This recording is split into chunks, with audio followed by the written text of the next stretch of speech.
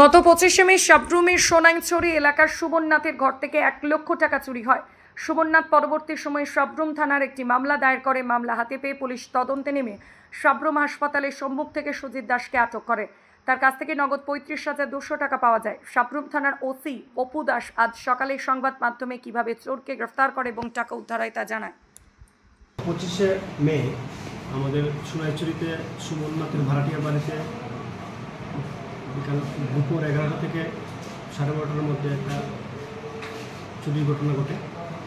তার ভাড়া থেকে কিছু ক্যাশ টাকা নিয়ে যায় বলে আমাদের কাছে কমপ্লেন আসে। আমরা পিও ভিজিট করি এবং পিওর কাছে একটা বাড়ি থেকে আমরা সিসিটিভি ফুটেজ কালেক্ট করে ওই সিসিটিভির ভিত্তিতে আমরা কালকে দুপুরবেলা আমাদের সাবরুম হসপিটালের সামনে থেকে আমরা ওই ঘটনায় যুক্ত একজন লোককে গ্রেপ্তার করি এবং তার নাম হলো সুজিত দাস, বাড়ি আমাদের সাতচানে বাজারের সঙ্গে।